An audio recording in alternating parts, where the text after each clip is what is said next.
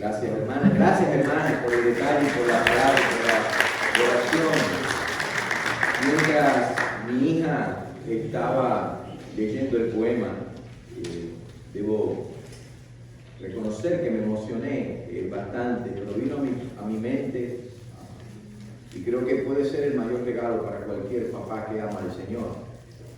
La palabra en la tercera epístola de Juan, en el verso 4, cuando dice: no tengo yo mayor gozo que este, el oír que mis hijos andan en la verdad. Y de todos los regalos que yo he recibido en este día, de todos los besos y abrazos, el regalo más lindo es ver a mis hijos sirviendo aquí al Señor. Y tenemos uno que anda por Corea, pero le damos gracias a Dios. Hoy me hizo llorar temprano en la mañana con una foto de cuando era chiquitico que mandó diciéndome te amo.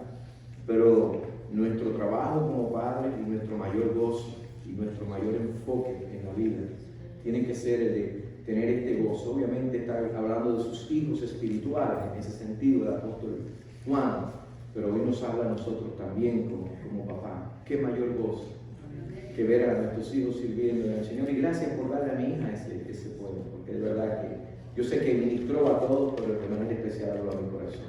Gracias. Y ahora me di cuenta de algo que hace tiempo mi hija me tenía medio engañado. Y es que ella lee muy bien español. ¿Se da cuenta que son? Gloria al Señor. Gracias a Dios. Qué gozo ver a los hijos servir en el Señor. A los que predicamos, una de las opciones que no tenemos es decidir lo que vamos a predicar en base a nuestro gusto o preferencia. Y una de las maneras sanas de predicar es predicar, hay muchas maneras, pero una de esas maneras o técnicas, por decirlo de alguna manera, es tomar un libro de la Biblia y estudiar y predicar en base a lo que el libro va poniendo delante de ti. Cuando tú llegas a ciertos lugares y tú estás predicando a través de un libro, tú no tienes opción, tú tienes que predicar lo que la Biblia dice. De hecho, ningún predicador tiene opción. Cuando no predican la Biblia es porque han escogido no hacerlo. Pero cuando usted tiene un libro, como el que estamos viendo ahora en que comenzamos el primer miércoles de junio, y hemos venido hablando a lo largo de todo lo que va de junio, en Romanos, uno tiene que predicar lo que Romanos propone, y en ocasiones lo que la Biblia propone. Y en ocasiones son cosas que uno dice, wow, esto está fuerte, ¿verdad? Pero el predicador no tiene opción. El predicador solamente es un mensajero, tiene que comunicar lo que la Biblia le presenta. Y digo esto porque hoy en el mensaje vamos a abordar y vamos a nombrar algunos comportamientos y acciones que la epístola de los Romanos nos presenta, que no se puede decir de otra manera. Son pecados específicos, cosas reales. Incluso les voy a compartir algunos datos que mi oración al compartir estos datos sea que usted se sienta compungido y que al sentirse de esa manera lo lleve a usted a la acción, primeramente en oración y en segundo lugar en ocupar su lugar en lo que Dios le llame a hacer. Pero quiero que usted entienda algo.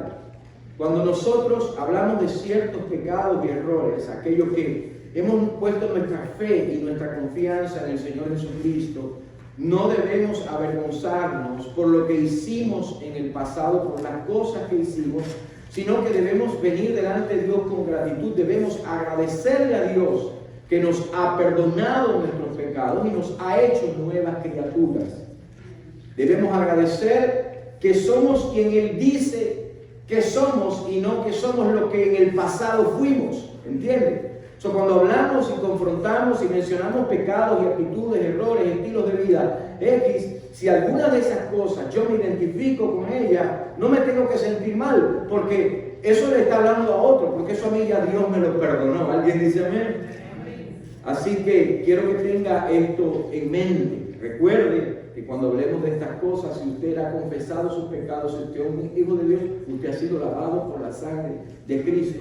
Pero el predicador no tiene opción de decir, este está tan fuerte que no voy a hablar de esto. No es el predicador el que dicta, es el cielo el que dicta. ¿Alguien dice amén? Así que el pasado miércoles, unas semanas atrás, 1 de junio, comenzamos a estudiar la carta a los romanos, el Nuevo Testamento. Y la carta a los romanos ha sido llamada, entre tantas cosas, la carta magna de la fe cristiana, el más amplio y exhaustivo tratado acerca del evangelio, teológico obviamente.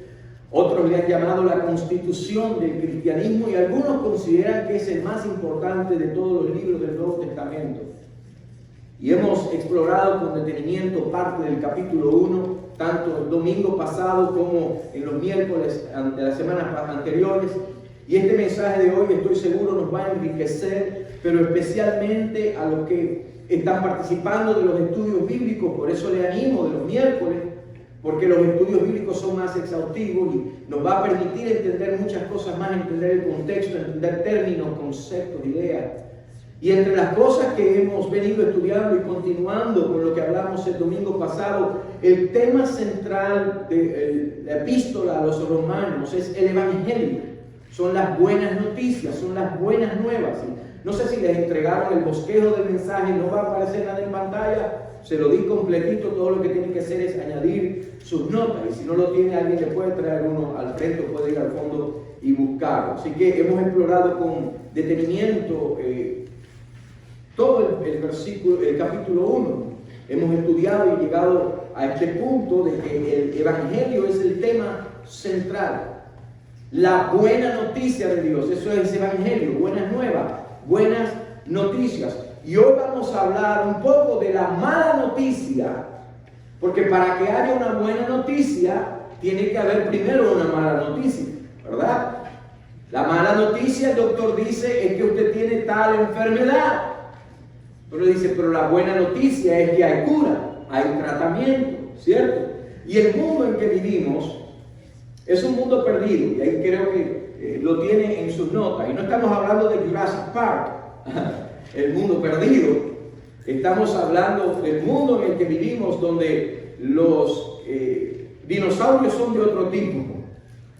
Y el mundo en que vivimos es un mundo perdido. Eso nosotros no tenemos ni que cuestionarlo siquiera, ni pensarlo. Pero porque el mundo está en esa situación, en esa actitud, porque el mundo es un mundo perdido, la realidad es que el mundo está... ¿Qué está pasando en el mundo? Mucha gente me pregunta, tiroteos, tantas cosas que están pasando en el mundo, fenómenos naturales arrasando. Ahora viene lo que pasó en el Parque Nacional, ¿cómo se llama? Yellowstone, right? Todas esas cosas. ¿Qué está pasando en el mundo? Lo que está pasando es que el mundo se ha dirigido y se está dirigiendo. No hay, hermanos, dije que este mensaje era fuerte y es fuerte. El mundo está experimentando lo que la ira de Dios es. Y el mundo está camino al juicio de Dios. Perdóneme, no me perdone. No me tengo que pedir perdón por la verdad. Por la verdad no se pide perdón. Esa es la verdad. El mundo está camino a enfrentarse con el juicio de Dios. Pongo ejemplos. Esta semana estuvo en las noticias.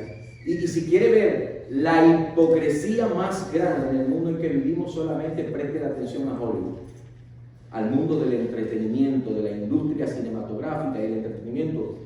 Y dígame si no es una hipocresía lo que las posturas y las actitudes de esos grupos.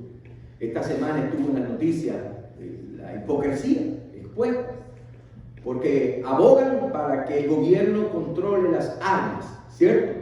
Y los artistas, millonarios obviamente, abogan para que haya control de las armas, pero sus películas están llenas de violencia.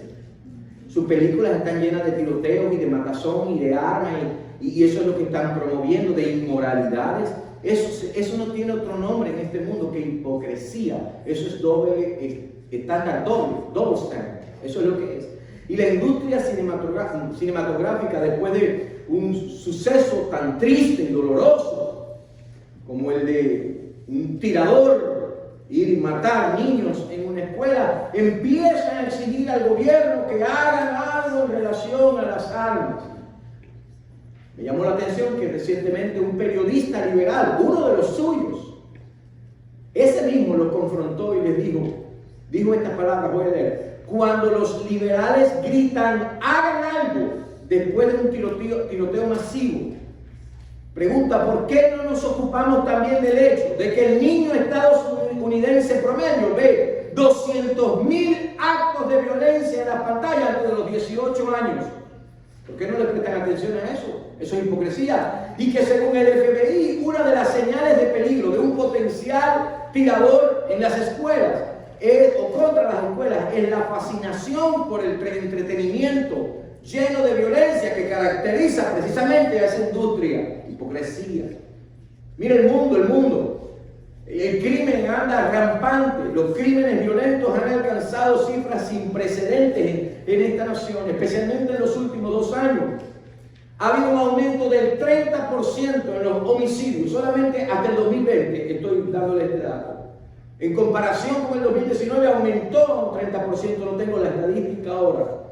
Pero en el 2021 los homicidios siguieron aumentando en las principales ciudades de los Estados Unidos, de todo el país. Y el Consejo de Justicia Penal publicó en enero datos que mostraban un aumento del 5% del 2020 al 2021. Eso es lo que está pasando en el mundo. La destrucción de la familia, del fundamento, de la concepción, de la definición de lo que la familia y el matrimonio es, conforme a la palabra de Dios. Eso es lo que está pasando en el mundo. Los divorcios a la orden del día, el abuso doméstico en todas sus manifestaciones. Millones de niños, te voy a dar un dato, son asesinados. ¿Usted sabía que anualmente mueren millones de niños en Estados Unidos? Capaz que no se ha dado cuenta porque eso CNN no se lo dice. Pero millones de niños son asesinados dentro del vientre de la que está supuesta a ser su madre, a nutrirle, a darle vida y a criarle. Eso no es increíble en esta sociedad hipócrita. Déjeme darle un dato que Univisión, Telemundo y CNN y toda esta gente y otras cadenas liberales y de izquierda no le van a dar. Esto es lo que le dice. Cada día mueren 12 niños por la violencia de las armas en Estados Unidos. Triste. No debería ser así, ¿cierto? Hoy estamos celebrando el Día de los Padres. Papá quiere ver a sus hijos crecer. No debería ser así. Dice, otros 32 niños resultan heridos por disparos diariamente en Estados Unidos. Pero esto es lo que no le dice. Que cada día más de 2.540 niños son asesinados en clínicas de aborto. Eso no se lo dice. Y que está respaldado por la ley. Y que es legal. Esto le dicen, las armas son la principal causa de muerte entre los niños y adolescentes estadounidenses. Dice, 1 de cada 10 niños muere por armas de fuego antes de los 19 años, o menos, obviamente. En primer lugar, eso no es cierto. La causa principal de muerte entre niños y adolescentes en este país son los accidentes automovilísticos. No es eso, pero vamos a darle esa. No dicen eso, no dicen que las armas principales no son la muerte de niños, sino el aborto. Esa es la principal causa de muerte infantil. Porque mientras que de 1 de cada 10 muere por arma de fuego, 2 de cada 10 niños son abortados en Estados Unidos, diariamente. Esto es lo que le dicen. En Estados Unidos se han producido 2.032 tiroteos en escuelas desde 1970 y las cifras van en aumento. Desde 1970 hasta la fecha, 681 niños han muerto en tiroteos en escuelas. ¡Terrible! Desde 1970 hasta el 2022, 681 niños han muerto en tiroteos en las escuelas. Eso es trágico, es doloroso. Es la realidad de un mundo perdido. No debe ser así, no debería pasar. Pero a esta trágica y dolorosa realidad, súmele lo que no le dicen. No le dicen que en 1973 el controversial caso Roe versus Wade fue el que sentó el precedente para que se pasara una ley federal legalizando el aborto. Y no desde 1973, pero desde 1980, más cerca todavía, al 2019. ¿Sabe cuántos niños habían sido abortados en Estados Unidos? 35 millones. Eso es lo que no le dicen, ¿entiende? Ahora escuche a alguien, por eso dije al principio, cuando se habla de pecados específicos, y si alguien se identifica con esto, Dios te ha perdonado. Te voy a decir la buena noticia. Puede que tú hayas en algún momento, en algún pecado, cualquiera, te hayas identificado, pero especialmente en estos términos te voy a decir algo. Si ese fue el caso de alguien Dios te perdonó, tú eres una nueva criatura y tú tienes un bebé esperándote en el cielo. Alabado sea el nombre del Señor. Porque Dios es así. De bueno, ahora le voy a dar un dato trágico. Porque el 60%, esto es impresionante, el 60% de las mujeres que abortan tienen algún tipo de afiliación religiosa en los Estados Unidos. Y entre ellos, entre un 13 y un 17% son cristianos evangélicos. Y estas son realidades y mucha gente, si pudieran hoy mismo, me cancelarían. Quizás alguna de esas personas, si estuviera sentada aquí, ya se hubiera parado, se hubiera ido por esa puerta, porque esto es un mensaje ofensivo. Pero no les voy a hablar hoy de lo que digo yo les estoy dando datos reales de este mundo. Y les voy a decir lo que la palabra de Dios dice a un mundo perdido. Y no me voy a cansar de decirlo. Abran los ojos, pónganse a cuenta con Dios, porque este mundo está simplemente en el radar de la ira de Dios. No hay de otra. Eso es bíblico y no quiero meterle miedo a nadie. Usted es cristiano, usted es perdonado, usted está con el Señor. Pero si usted no lo es, póngase a cuenta con Dios hoy mismo. Por lo tanto, digo que si estas son realidades que mucha gente, si pudiera, me cancelarían a mí y cancelarían este mensaje. ¿Sabe por qué? Porque se nos quiere prohibir que llamemos al pecado por lo que es pecado, quebrantamiento, violación de las leyes divinas, impiedad, injusticia, maldad. No quiere que hablemos de esas cosas. Se nos dice que no podemos decirle a una persona que su conducta o su estilo de vida es pecaminoso y que está contra los estándares bíblicos o divinos. No podemos decir eso. Si decimos que una persona es pecadora, que cierta conducta es pecado, nos dicen que nosotros somos intolerantes. Y el único pecado, hay un solo pecado que se permite señalar hoy en día en esta sociedad. ¿Sabe cuál es? Llamarle al pecado pecado. Ese es el pecado.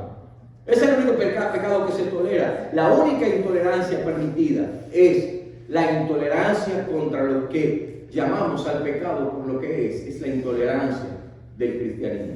Eso sí, tolerantes en todo lo demás, pero los cristianos no. Quieren poner todo tipo de excusas para la conducta pecaminosa del hombre. Cualquier persona hoy en día puede poner la excusa que quiera a su comportamiento, a su estilo de vida. Puede poner la excusa que quiera, justificarlo como quiera, pero no se le puede decir que es pecado. Puede justificar las inmoralidades, pero no se le puede llamar pecado. Y esta porción de Romanos que tenemos hoy nos dice simplemente una cosa. Usted lo tiene en sus notas de introducción, que no hay excusa. No hay excusa. El pecado es inexcusable y el mundo está sujeto al juicio de Dios. Y ese juicio Pablo lo presenta en el verso 18 de Romanos 1 como la ira de Dios. Dice, porque la ira de Dios se revela desde el cielo contra toda impiedad e injusticia de los hombres que detienen con injusticia la verdad. Tienen sus notas que esa palabra ira quiere decir castigo divino basado en el juicio airado de Dios contra alguien. Quiere decir castigar, castigo. Ahora yo entiendo que este no es un tema popular. Y quizás alguien vino a la iglesia hoy queriendo otro mensaje. Pero escuche, Dios sabe por qué esta palabra. Ayer mi esposa lo sabe, mis hijos lo saben, mi prima no estuvo en casa durante todo ese tiempo. Mi hermano Josué está. Fue uno de los días en que más cercano, vibrante y fuerte yo he sentido el ataque del enemigo contra mi vida. Fue terrible, hermano, terrible. Ayer tuve un día terrible. Y fue mi esposa la que me dijo, Ángel, acuérdate lo que tú vas a predicar el domingo. El enemigo no quiere que tú llegues a ese culto. Yo sé que no es popular. Solamente queremos oír una cosa. Dios es bueno, ¿verdad? Y nos gusta. ¿Verdad que Dios es bueno? Pero Dios es algo más que bueno también, eso es cierto. Pero esa no es toda la verdad. Los que solamente se enfocan en la bondad de Dios dicen que porque Él es bueno es imposible que Él sea un Dios de ira. Dios es un Dios de infinito amor, sin medida, un amor que no tiene fin, eterno. Pero Dios es también un Dios justo, y Dios también es un Dios santo, y Dios también es un Dios de juicio, Dios también es un Dios de ira. Eso en otros púlpitos no se lo dice. Hermano, y si a alguien no le gusta el mensaje de la palabra de Dios como lo presentamos acá, thank you very much. Pero esta es la palabra de Dios. Dios es bueno, pero Dios es santo. Dios es bueno, pero Dios es justo. Precisamente su justicia resulta de su bondad, y su bondad no está desligada de su justicia. La ira de Dios, dice Romanos 1, es una realidad. De hecho, dice que es una realidad revelada desde el cielo. En otras palabras, la ira de Dios es una realidad revelada desde el más alto lugar de autoridad, de perfección, de pureza y de poder. Desde el mismo lugar del trono de Dios, eso es lo que está diciendo, de ahí mismo desciende su ira. Desde el lugar de su gloria, desde el lugar de su amor, también desciende la ira de su justicia y de su santidad. Alabado sea el nombre del Señor. ¿Y contra quién se revela esta ira? ¿Quiénes son el sujeto de la ira? A veces engañamos a la gente. Le decimos a la gente algo que es trillado, que tiene parte de verdad, pero que no es toda la verdad. Le decimos a la gente, no te preocupes, Dios ama al pecador. Hermano, lea Romano, para que vea lo que dice del hombre injusto, del impío y de la maldad. Léalo, para que se vaya cuenta. ¿Y de dónde sacamos nosotros eso? No. Hubo una canción muy famosa, que gracias a Dios en español, la iglesia está correcta, la letra está mejor. En inglés dice, come, now is the time to worship. Ven, es hora de adorarle, ¿cierto? ¿Sabe qué dice después ese canto? Come, ok, adorar. ¿A quién está invitando a adorar? A Dios. ¿Qué es Dios? Santo. Y dice después, come just as you are to worship. Really? Just as you are. Ven tal y como estás a adorarle. No, usted no viene delante del Dios Santo tal y como está para adorarle. Usted viene delante del Dios Santo. Si usted es un hijo de Dios, venga tal y como está, en comunión y relación con Él. Pero si usted no conoce a Cristo Jesús, usted no se ha arrepentido de sus pecados. No, ¿quién subirá al monte de Jehová? ¿Quién habitará en su lugar santo? So it's not just an invitation. Come just as you are. You know, deep in your sins, metido en tu pecado profundo, en tu impiedad, y ven delante del Dios Santo. Ven, pero ven arrepentido, y ven y humíllate, y entonces adórale. ¿Se da cuenta de lo que estoy diciendo? Esa es palabra. Eso es lo que hay que predicar en este tiempo, y la gente no quiere. So hay ira, la ira de Dios. El hombre provoca la ira de Dios que trae juicio. Eso es verdad. Dice, contra toda impiedad e injusticia de los hombres. Contra toda impiedad e injusticia de los hombres. Esa palabra impiedad quiere decir maldad, quiere decir perversidad, quiere decir vivir de manera contraria a las creencias y prácticas correctas de la religión. Quiere decir vivir de manera impía, sin Dios. Eso quiere decir. Son aquellos que no viven como Dios quiere que se viva. Que no son como Dios es santo, puros, justos. Que no se esfuerzan por desarrollar vivir una vida piadosa. No honran a Dios ni de palabra ni de obra. No adoran, no obedecen a Dios como el único Dios vivo y verdadero. No lo reverencian haciendo lo que Dios quiere que se haga. Esos son los impíos, aquellos que hacen lo que quieren, cuando quieren, sin importarle Dios para nada. Pero también usted me ha escuchado decir que hay una categoría peor que o tan terrible como la de los impíos. Para mí hasta cierto grado es peor. ¿Sabe cuál es? Los que se dicen ser cristianos, conocer a Dios, tener una relación con Dios, pero vivir como impíos. Eso es tan terrible como lo otro. Los que pueden dar a Dios un servicio de labios, pero que le ignoran en su vida diaria. Eso es terrible. Así que la Biblia dice que la ira de Dios se revela, se desata desde el cielo contra toda impiedad, contra toda injusticia. Cuando yo vi el significado amplio de la palabra injusticia, dije, esto es tremendo. Porque la injusticia habla, lo tiene en sus notas, de maldad de carácter, de vida o acción. Habla de iniquidad, maldad, agravio. Una actividad que es injusta, una acción injusta, injusticia, hacer lo que es injusto. Y mientras que la piedad tiene que ver con el fracaso del hombre, la la obstinación del hombre en negar a Dios, en reconocerlo, en rechazarlo, en no glorificarlo, en no obedecerle. La maldad, la impiedad, mejor dicho, la injusticia tiene que ver con el fracaso del hombre, especialmente del que no conoce la verdad y del que no da a conocer la verdad.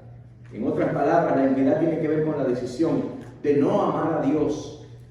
La injusticia tiene en parte que ver con la actitud de no amar a las personas en una manera particular, específica, que es la que el contexto propone, no otra, y ya le digo. Porque siendo fiel al contexto de la palabra de Dios, aquí la injusticia de la que está hablando Pablo no tiene nada que ver con el, o sea, remotamente pudiera vincularse al maltrato del hombre hacia el hombre o de la explotación del hombre por el hombre, pero no tiene que ver primariamente con el hombre que no sabe convivir con el hombre. Todo eso está mal, esas cosas no deberían pasar, pero aquí está hablando de la más grande injusticia, ese es el contexto. ¿Sabe cuál es? Negar la verdad de Dios a los hombres. Esa es la injusticia de la que está hablando. Negar la verdad del Evangelio a los hombres. La injusticia consiste en saber, porque la conciencia lo dice, en saber, porque la creación lo manifiesta, que existe un Dios, y callarse, detener la verdad, ahogar la verdad. Esa es la injusticia, eso es lo que está hablando el contexto, y eso es lo que desata la ira de Dios. Pero fíjese dónde nos llega esto a nosotros. Porque nosotros los creyentes tenemos, al igual que los demás hombres, tenemos el testimonio de la conciencia, tenemos el testimonio de la creación, lo tienen sus notas, tenemos el testimonio de la palabra, porque la palabra no es solamente para la iglesia. Hay una Biblia revelada que da mensaje y habla a todo hombre. Que la quieren aceptar o no, eso es otro problema. Pero nosotros tenemos también el testimonio del Espíritu y el testimonio de la experiencia. Y yo pensaba en esto y los pelos se me pusieron de punta.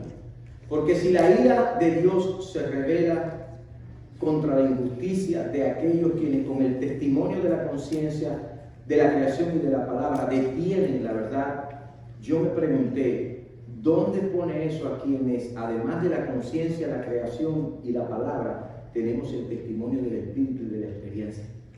Esto es solamente para ponernos a pensar, solamente. Si nosotros tomamos solamente parte de la verdad, Dios es bueno, y tratamos de hacer de esa parte de la verdad, toda la verdad, entonces esa verdad es una mentira. Hay un dicho que dice, verdad a media es mentira. Y si nosotros solamente decimos, iglesia, cristianos, Dios es bueno, Dios te ama, pero nosotros no decimos la otra parte de la verdad, estamos diciendo una mentira, porque es una verdad a medias. De hecho, les decía, porque Dios es un Dios de amor, es también un Dios de justicia. Yo le pregunto esta mañana, piensen en esto, ¿por qué nosotros nos llenamos de ira? No sé usted, pero a mí me da ira cuando vemos tiroteos masivos, cuando vemos que niños mueren asesinados en una escuela. ¿Por qué se enoja usted? ¿Por qué nos llenamos de ira cuando sabemos que millones de niños son abortados? ¿Por qué? ¿Sabe por qué? Porque amamos la vida, porque amamos los niños. Entonces cuando una injusticia de ese tipo toma lugar, nos duele y nos llenamos de ira. Y ayer tuve en las últimas 3 semanas, como nunca antes, me tomó como 10 años volver a experimentar lo que le voy a decir ahora. Pero en las últimas 3 semanas, después de 10 años, he tenido 2 ataques raciales fuertes. Y esa fue una de las experiencias de ella, pero fuerte, aquí en los Estados Unidos. Ahora, experiencia de racismo contra mi persona, con lo lindo que soy yo. Pero no me discriminaron por feo. Y voy a decir algo. Yo creo que en Estados Unidos y en todas partes del mundo hay gente racista. Yo lo creo. Yo no creo la mentira woke de que el sistema es racista. Eso yo no lo creo. Aquí, pero de que hay gente racista, sí, hay, donde quiera. Y me enojé muchísimo. Me enojé al punto que luego me sentía hasta mal. Porque yo estaba en un lugar público y estaba hablando por teléfono con alguien en español. Y cuando termino de hablar por teléfono en español, una señora, no tengo que describir sus características, porque usted se la debe imaginar, se me paró y me dijo, ya.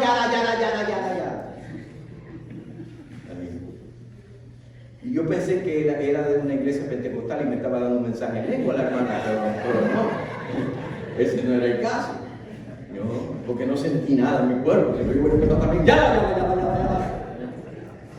Y le dije, excuse me.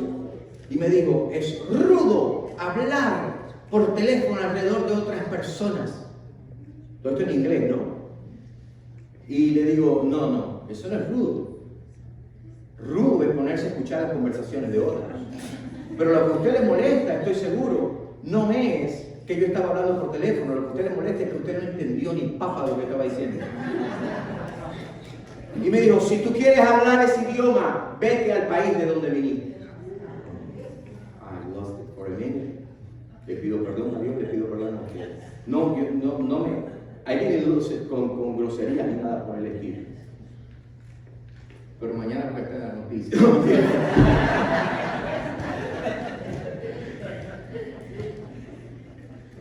Hace 3 semanas atrás estaba en Sam's. Habíamos ido a comprar unas cosas para la iglesia precisamente y estábamos chequeando. La señora que está delante de mí se le queda el recibo. Usted sabe que en Sam's usted tiene que salir y mostrar el recibo. Cuando yo veo que se le queda el recibo, yo salgo atrás de ella. Ella viene, me ve y yo le digo en inglés, here is your receipt. Y ella me dice, oh, gracias, me habla en español. Y se pone a hablar conmigo en español, oh, no se preocupe. Que uno siempre busca cualquier oportunidad, obviamente, cuando tú quieres hablar de Cristo, lo que sea, de conectar con la gente. Y me pongo a conversar con ella en español y hay un señor, no se lo voy a describir tampoco, pues usted imagínense. Y cuando terminamos de conversar, dice el Señor, ¿y qué? Y digo una mala palabra, una blasfemia, digo, basura están hablando estos dos ahí. Y yo lo único que le dije fue, none of your business. That's what we were talking about. Así le dije. Y me dijo el Señor, yo soy un americano. Y aquí hay que hablar en americano. No, señor, hay que hablar inglés. You don't speak American, you speak English. ¿Ya? Y digo, no se preocupe. ¿Sabe lo que hizo el hombre? Tenía eso de escanear. Me miró así y me hizo. Como que me estaba disparando. Y yo le dije, Señor, no haga esos gestos en estos tiempos, porque se puede meter en problemas. No haga eso. La mujer lo estaba regañando. Stop it. Y el hombre, cuando le dije eso, vino un empleado de Walmart que vio la interacción y el hombre vino y me dijo, perdóname, disculpe. Ya. Recuerde algo, cuando alguien te pide perdón, déjalo ver. Yo le perdono. No le diga no hay problema, porque sí hubo problema. Cuando alguien, y yo, esto es me estoy viendo el mensaje, pero esto es una de las cosas que he aprendido. Porque a veces nosotros hacemos algo erróneo, digamos, como papá, hacemos algo que hirió o molestó a nuestros hijos, porque los papás saben cómo hacer eso, somos especialistas en eso. ¿Verdad? Y yo le digo, I'm sorry, Angelito. Y ella me dice, no problem. No. There was a problem. No minimice la acción, no minimice la disculpa. No diga, si pasó algo, diga yo te perdono. Eso es lo que tienes que decir, ¿no? Está bien, estás perdonado, te quiero, te amo. Pero bueno, lo que quiero decir es que, ¿por qué nos enojamos con estas acciones? ¿Por qué cuando viene alguien y te trata así, te discrimina? ¿Sabes por qué? Porque nosotros valoramos el hombre como creación de Dios, porque el hombre tiene una dignidad que no la vida es otra cosa, pero el hombre es criatura de Dios, el hombre fue hecho por Dios. Nosotros amamos la libertad, incluso nosotros amamos entre latinos, mira, gente de tantos países aquí, amamos la diversidad, somos de diferentes trasfondos y cuando experimentamos esas cosas, obviamente la injusticia, la discriminación, la impiedad, esas cosas nos hacen arder en ira.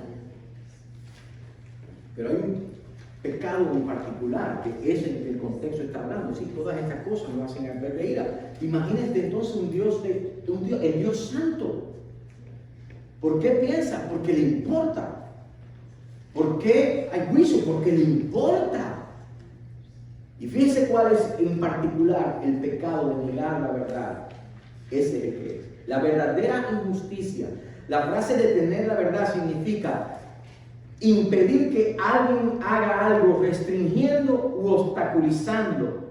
Restringir, impedir. ¿Sabe por qué está este mundo experimentando la ira de Dios? ¿Por qué se está dirigiendo el mundo al juicio de Dios? ¿Por qué estamos en curso de colisión contra el juicio de Dios? ¿Sabe por qué? Por varias cosas que les voy a mencionar. Y le digo, cosas que aplican directamente y primariamente al mundo, pero cosas que nosotros tenemos como cristianos que cuidarnos y evitar caer en esas cosas. En primer lugar, lo tienen sus notas. Hoy es un mensaje de 2 puntos. La insistencia y la determinación obstinada del hombre en rechazar la existencia de Dios. ¿Por qué hay ira? Porque Dios está obstinadamente determinado a decir, no existe Dios. Verso 19, porque lo que de Dios se conoce les es manifiesto, pues Dios se lo manifestó, porque las cosas invisibles de Él, su eterno poder y deidad, se hacen claramente visibles desde la creación del mundo, siendo entendidas por medio de las cosas hechas, de modo que no tienen excusa. Y Pablo habla aquí de los paganos, de los impíos, de los que no han oído la palabra de Dios. La gente me ha preguntado, y quizás usted se ha hecho la pregunta, pastor, ¿qué pasa con los que nunca escucharon el Evangelio? Alguna gente tiene su propia teología y dice, bueno, esos son salvos por ignorancia, pero es que el hombre nace siendo pecador. ¿Cómo va a ser salvo por ignorancia? No es ignorante de nada. En otras palabras, tienen una excusa válida, no escucharon, son ignorantes, desconocen, no se les puede culpar. Pero Dios dice en su palabra, no hay excusa. Y aquí venimos a lo que se conoce. ¿Sabe por qué no hay excusa? Porque en teología esto se conoce como la revelación general. Dios está diciendo, yo sí me he manifestado, yo sí me he revelado a ellos, mi existencia, yo se la he hecho claramente visible a ellos, yo me he revelado al hombre. Esa palabra manifestar quiere decir hacer patente, traer a la luz, manifestar, descubrir, hacer notorio. Y lo que está diciendo además de eso es todo hombre tiene un dispositivo interno puesto por Dios que se llama ¿cómo? Conciencia. Y conciencia tiene sus notas en la facultad psicológica que permite distinguir entre el bien y el mal. Bíblicamente es la sensibilidad moral, eso es conciencia. Y todo ser humano tiene en primer lugar el testimonio interno de la conciencia. El hombre está diseñado para saber y conocer que Dios existe. Y los 2 testigos que hablan en contra de cualquier excusa es la conciencia, o 3, la creación. Y esta palabra habla. El primer testigo, la conciencia, es el testigo interno. El segundo, la creación, es el testigo externo. Y el testimonio externo es el que te confronta, por ejemplo, con preguntas. ¿Y de dónde salieron las estrellas? ¿Cómo surgieron las estrellas? ¿De dónde salieron? Muchos dicen, no, de la nada. Pero yo he aprendido algo en mi vida, que la nada solo produce nada, así de sencillo. Y para ser verdaderamente ateo, la gente dice que es atea, no, para ser verdaderamente ateo hay que creer que de la nada surgió todo. Y eso requiere más fe que la fe cristiana probablemente. Salmo 19:1 dice, los cielos cuentan la gloria de Dios y el firmamento anuncia las obras de su mano. Alguien está contento esta mañana. Ahí hay un testimonio, dice, no hay excusa. Y el argumento de Pablo es sencillo. Cada noche usted puede salir y darse cuenta de que esas estrellas no están ahí por casualidad, que no salieron de la nada, que hay un Dios que cuando todo lo que existía en el universo de Dios, sin tomar materia prima alguna, ahora sí, solamente aplicado a Dios, ex nihilo, de la nada, Dios habló y fue hecho. Alguien dice amén. Bendito sea el nombre de Dios. Y esa es una verdad que está al alcance de todo. Y esta es la verdad que Pablo dice que injustamente los hombres detienen. Esta es la injusticia. La injusticia es que hay una verdad y se esconde, se impide que llegue. Esa es la injusticia. Simplemente es la verdad que no quieren reconocer, ni siquiera quieren conocerla. El hombre ha escogido no ver. Eso es sencillo. Y no es que no puedan creer, porque Dios ha habilitado al hombre para creer. El hombre puede creer. El hombre puede razonar, el hombre puede pensar. Sin embargo, a pesar de tener acceso a la verdad, la ignoran, la odian e incluso la rechazan, la desechan y hacen todo lo posible para evitar que le llegue a otros. ¿Por qué? ¿Sabe por qué? Porque quieren vivir como les da la gana. Así de sencillo. Y no como Dios dice. Si el mundo reconoce que Dios existe, que la palabra de Dios es Dios hablando y que las normas de Dios son las normas, el mundo entonces se mete en más problemas todavía, porque tienen que vivir bajo esas normas. Pero como no quieren aceptar, dice Dios No existe. Dios no es. Quieren vivir vidas injustas, quieren probar y sentir, tener todo, no sé, los placeres, todas las cosas sensuales, las cosas que satisfacen su deseo, que cautivan su ego, tantas cosas. Pero la Escritura dice que detienen con injusticia la verdad, conocen la verdad, y esto es otra manera de verlo, pero viven en la injusticia. Así que el problema del hombre no está no está en la cabeza, el problema del hombre está en el corazón, ahí es está. Y como han escogido ser ciegos a la verdad de Dios, entonces la detienen. Así que el punto es claro, el hombre ha provocado la ira de Dios. El hombre ha provocado la impiedad y la injusticia, la decisión de no amar ni obedecer a Dios y la actitud de no amar ni tratar a los demás, justamente, especialmente y sobre todo cuando le niegan la verdad de Dios a la gente. Y esto nos pone a nosotros también en aprieto. Estos puntos de hoy, les decía, son una advertencia a los que no tienen una relación con Dios, pero también son una advertencia a los que hemos creído, porque muchas veces nosotros también persistimos en una conducta, en una manera de vivir que no niega a Dios intelectualmente, que no niega a Dios teóricamente, pero en la práctica lo niega. Y eso es algo que debemos evitar. ¿Por qué? Son cosas que provocan la ira de Dios. En primer lugar, en segundo lugar, el orgullo del hombre. ¿Qué más provoca la ira de Dios? El orgullo del hombre al confiar en su propia capacidad e inteligencia de desechar a Dios y su sabiduría. Verso 21 dice, pues habiendo conocido a Dios no le glorificaron como a Dios ni le dieron gracias, sino que se envanecieron en sus razonamientos y su necio corazón fue entenebrecido. Profesando ser sabios se hicieron necios y cambiaron la gloria del Dios incorruptible en semejanza de imagen de hombre corruptible, de aves, de cuadrúpedos y de reptiles. Y Pablo ya ha puesto el argumento sólido. No hay excusa, Dios se ha revelado, Dios es el se ha dado a conocer. Y en el verso 21 comienza diciendo, y ustedes, habiendo conocido a Dios, en primer lugar, no le glorificaron como a Dios. Al contrario, ustedes lo han negado, no se mostraron ni siquiera agradecidos para con Él.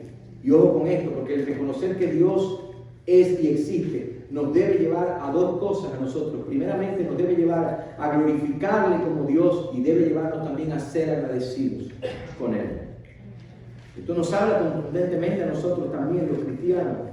El hombre no reconoce, no glorifica ni agradece a Dios porque han rechazado, han detenido la verdad, han despreciado la verdad. Y este es el asunto, porque mientras el detener la verdad lleva al rechazo de Dios y su gloria, detener la verdad te va a llevar al rechazo de Dios y de la gloria de Dios. Pero el reconocimiento de la verdad nos va a llevar a adorarle y servir. La verdad no nos es dada para informarnos. No. ¿Por qué estudiamos la Biblia? Le dije, presta atención, porque en los anuncios se lo dije. ¿Para qué estudiamos la Biblia? ¿Para ganar más información? No. La verdad nos es dada y estudiamos la palabra de Dios para que nosotros, como resultado de conocer la verdad y como resultado de conocer más a Dios, nos volvamos a Él en adoración y nos entreguemos a Él en servicio y en gratitud a Él. Para eso tenemos la palabra y para eso estudiamos la palabra. El conocimiento nos va a llevar primero a la confesión y segundo nos va a llevar a la adoración. Mientras esto es así, mientras más, le voy a decir este ejemplo. El amor mío para con Zulema fue amor a primera vista. Tan pronto ella me vio, se volvió loca.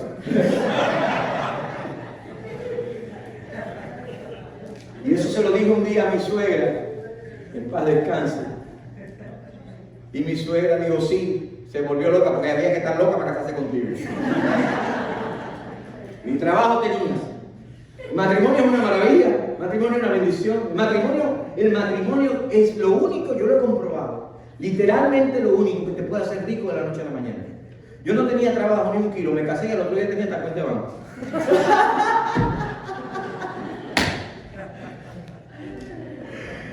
Cualquier semejanza con la realidad no es pura coincidencia. Pero yo le puedo decir algo, yo amaba obviamente, que no se enamora hoy amor.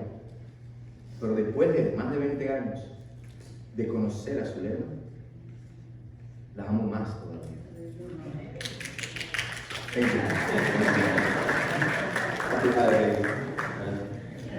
El que quiere ver este punto.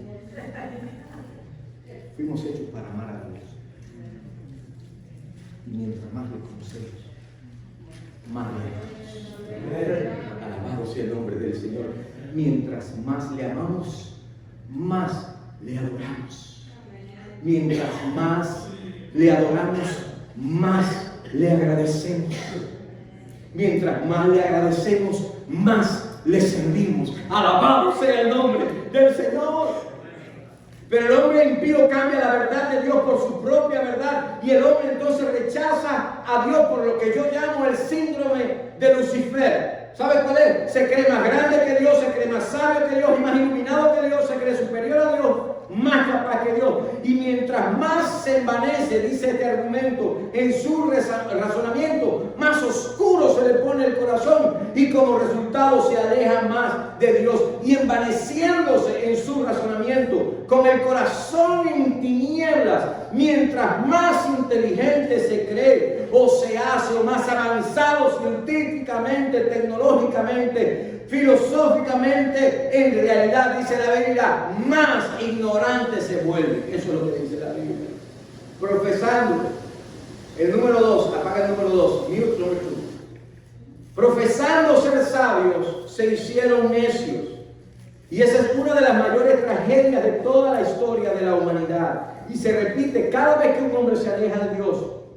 Nos dice que cuando el hombre está rechazando a Dios y afirmando que es demasiado sabio para creer en Dios, demasiado inteligente para depender de las fábulas de la Biblia, de los mitos, demasiado capaz como para no tener que examinarse a sí mismo ni cuestionarse, demasiado ingenioso como para crear su propio mundo y determinar su propio futuro, demasiado hábil como para confiar en sus propias ideas humanistas, demasiado razonable e irracional, capaz de crear sus propias normas y sus leyes para controlar la vida. Defund the police en medio de ellas. Cuando el hombre afirma todo esto y más, en realidad eso no demuestra cuán sabio, cuán inteligente, cuán suficiente y capaz es, sino que demuestra cuán necio es y cuán oscuro está su corazón. Y cuando el hombre niega a Dios, comete graves errores.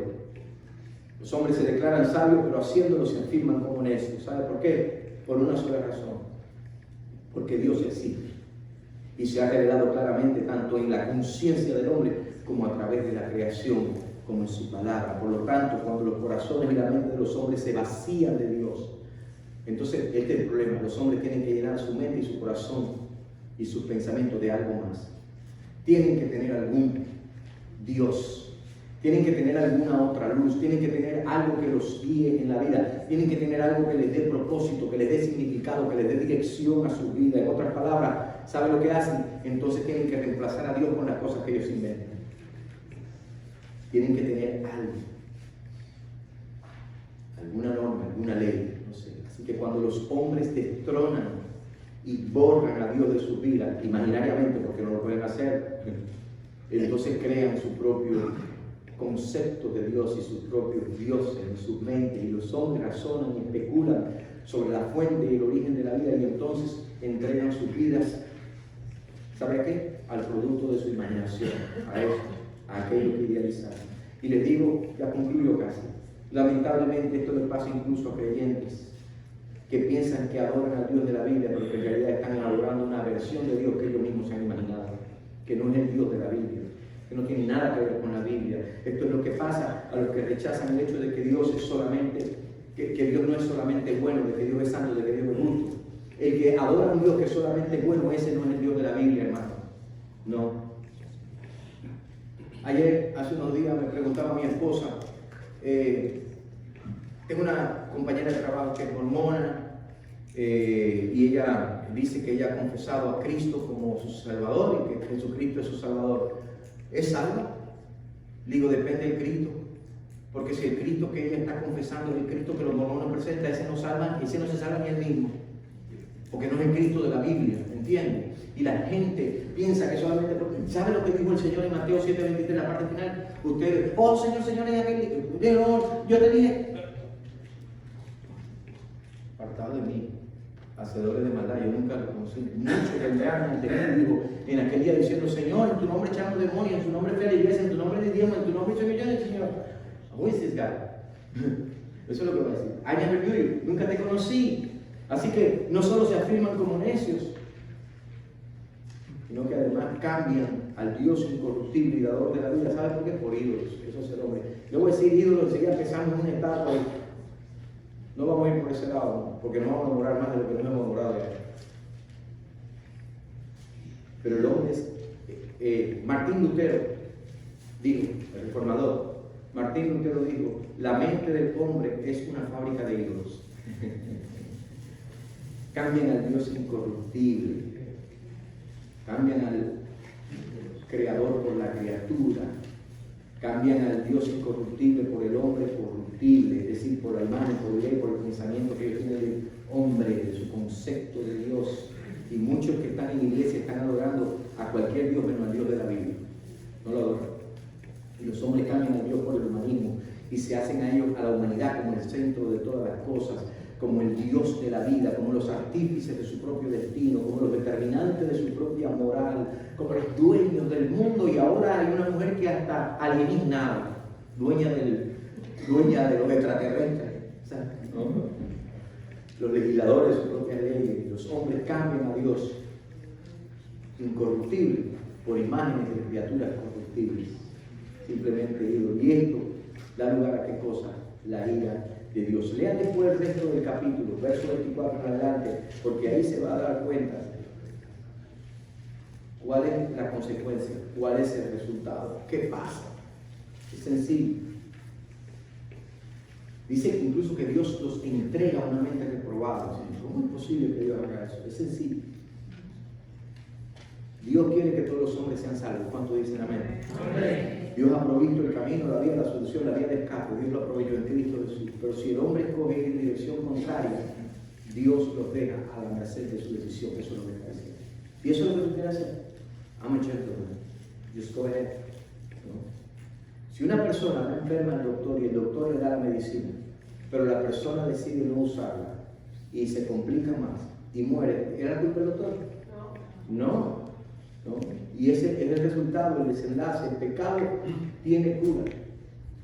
Hay solución a la condición del hombre, pero si el hombre escoge rechazar lo que lo puede salvar y curar, la enfermedad va a seguir su rumbo, su curso natural. Y la Biblia dice que la paga del pecado es muerte. ¿Dios los abandonó? No, Dios no los abandonó. Dios los dejó a la merced de la decisión que ellos tomaron. Así que cambian la verdad por su mentira, adoran las criaturas antes que el Creador y se revuelcan en pasiones vergonzosas. Verso 26 hasta el final, léalo para que vea una lista de pasiones vergonzosas que está pasando en el mundo. Es terrible. Y Dios entrega a los hombres a mentes reprobadas, mentes que son totalmente depravadas. Eso es lo que está diciendo. Dice incluso que esta palabra quiere decir perteneciente a no estar de acuerdo con lo que es correcto, apropiado o adecuado, con lo que se debe hacer sabiendo que es bueno hacerlo y no se hace. En otras palabras, a los hombres se les permite exactamente lo que elijan hacer y por tanto son esclavizados cada vez más, la depravación es cada vez más y su comportamiento tenebroso e inadecuado es cada vez más. Ahora, concluyo con esto, no quiero que pierda de vista lo que Romanos enfatiza, porque el asunto no tiene que ver solamente con la depravada condición del hombre. Antes de hablar esto, Pablo ha estado enfatizando una y otra vez, ¿qué cosa? El Evangelio. Sí, todo lo que hemos dicho es mala noticia. Por eso el Evangelio es buena noticia. A causa de la mala noticia hay una buena noticia. Por eso Pablo dijo, y hablamos de esto el domingo pasado, que no se avergüenza del Evangelio. Ni Pablo ni nosotros nos avergonzamos del Evangelio. ¿Sabe por qué? Voy a concluir con un verso al que no llegamos el domingo pasado, quedó pendiente. Verso 27 dice, porque en el Evangelio la justicia de Dios se revela por fe y para fe, como está escrito, mas el justo por la fe vivirá. Y aquí está la buena noticia. El Evangelio es la revelación de la justicia de Dios. Aleluya. Ya estamos claros que el hombre tiene un serio problema y su problema se llama pecado, y el pecado lo tiene cautivo en comportamientos y actitudes que provocan la ira de Dios. El problema del hombre incluso es que piensa que él es justo, piensa que es lo suficientemente bueno, que camina lo suficientemente correcto, justo, pero la realidad es que el hombre no lo es porque no es perfecto. Pero Dios sí es perfecto y Dios es perfectamente justo, por lo que Él no puede permitir que un ser imperfecto e injusto viva en su presencia. Y en su condición imperfecta e injusta, el hombre no puede tener comunión con Dios. Y la única manera en la que el hombre puede tener comunión con Dios es siendo declarado justo. Pero ¿cómo puede el hombre imperfecto ser declarado justo? El Evangelio tiene la respuesta. Alabado sea el nombre del Señor. El Evangelio es la revelación de la justicia de Dios. Revela cómo puede ser el hombre declarado justo y reconciliado con Dios. ¿Sabe cómo se activa? ¿Sabe cómo se llega a experimentar eso? Solamente por medio de la fe en el Señor Jesucristo. Cuando una persona cree en el Evangelio, realmente cree que Cristo lo puede salvar, Dios toma, mire lo que hace la justicia de Dios. Dios toma la fe de esa persona y la cuenta como justicia. Alabado sea el nombre del Señor. La persona no es justa en sí misma. Todavía es imperfecta, todavía es corruptible y todavía no alcanza la gloria de Dios. Porque es un ser humano pecador, pero entonces cree que Jesucristo lo salva. Pone su fe y su confianza en Cristo. Y esa fe, ¿sabe lo que hace esa fe? Esa fe honra al Hijo de Dios y como resultado Dios lo acepta y cuenta la fe de esa persona puesta en Jesucristo, la cuenta como justicia. Por lo tanto, llega a ser aceptable para con Dios. Alguien dice gracias Dios, gracias papá, aleluya. Eso es justificación. Eso es lo que significa el Evangelio, ser justificado ante Dios. Pero no te hago crítico. No se trata solamente de creer para salvación y punto. Se trata de permanecer siempre creyendo. Debo continuar viviendo por fe desde el día en que creo para salvación hasta el último momento de la vida en esta tierra. Fe. Hay dos afirmaciones ahí, dice por fe y para fe, y la otra dice y el justo por fe vivirá. Por fe y para fe quiere decir desde el principio hasta el fin. Fe. Quiere decir que toda la vida del creyente ha de ser una vida de fe desde el principio hasta el final. De fe para fe. De fe en fe. Por lo tanto, la justicia de Dios se revela continuamente a través de toda la vida, desde el comienzo de la fe de una persona hasta el final de sus días.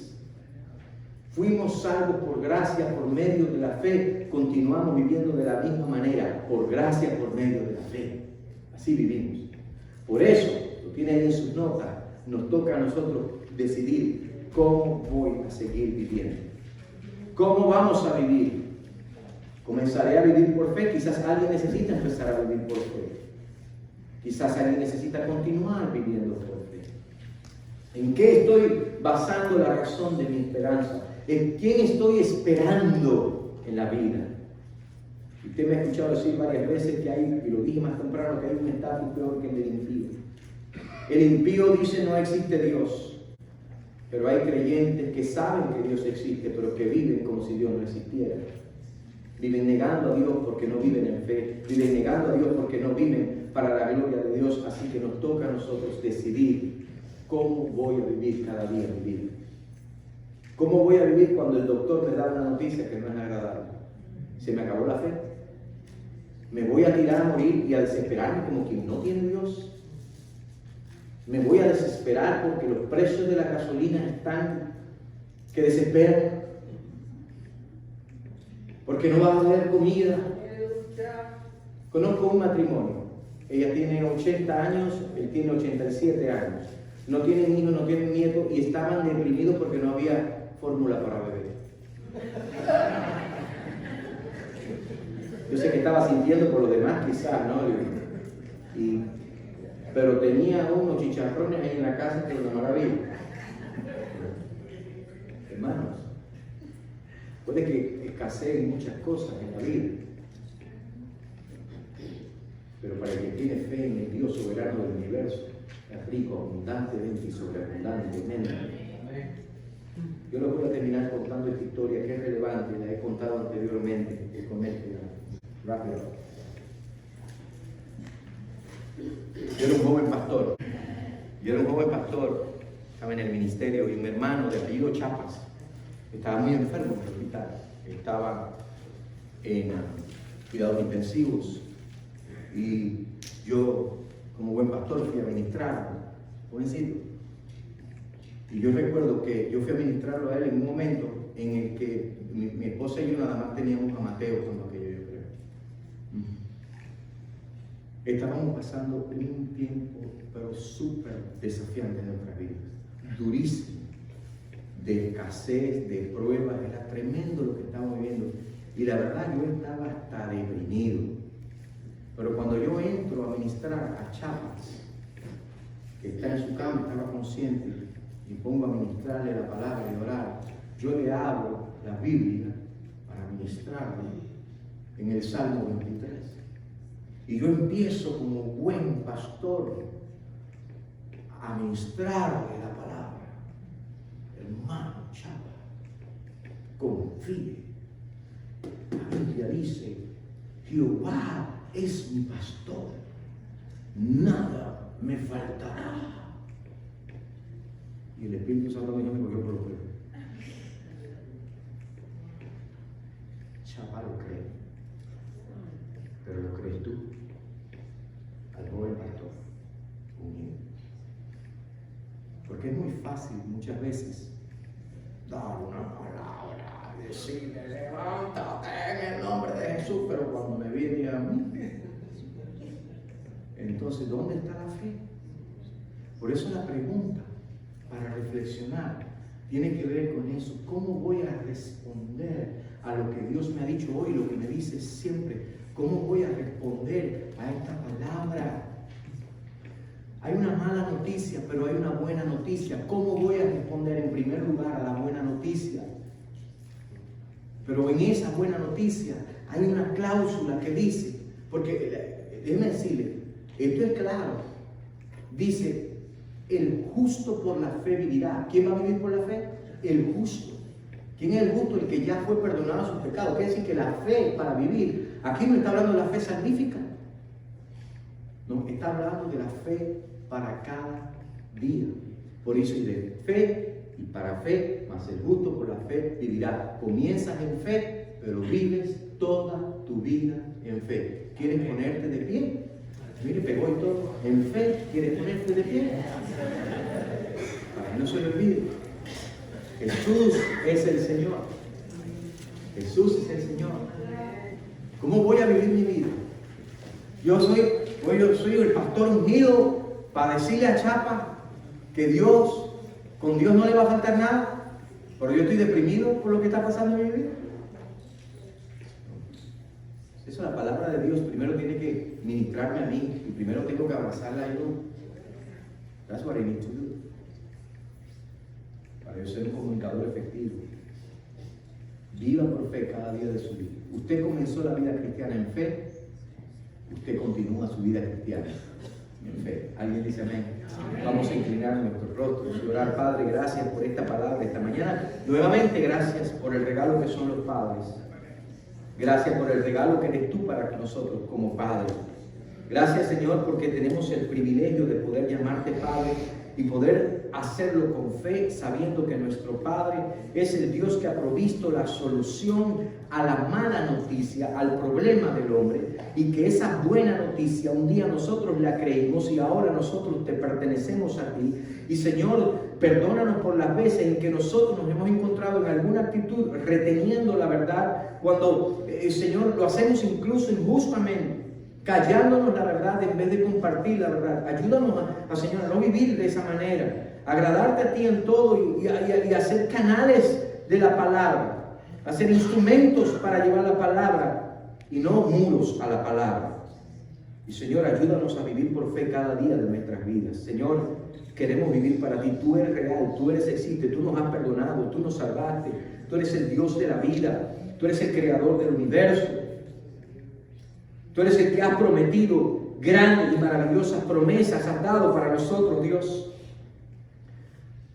Ayúdanos a responder en fe al Evangelio y ayúdanos a vivir en fe por la gracia del Evangelio. Te rogamos estas cosas y Señor, ahora te pido que la gracia de nuestro Señor Jesucristo, el amor de Dios y la comunión del Espíritu Santo sea con cada uno de los aquí presentes, con cada hogar aquí representado y con todo el pueblo de Dios, ahora y por los siglos de los siglos. Amén y amén. El tiempo ha pasado, vaya con Dios.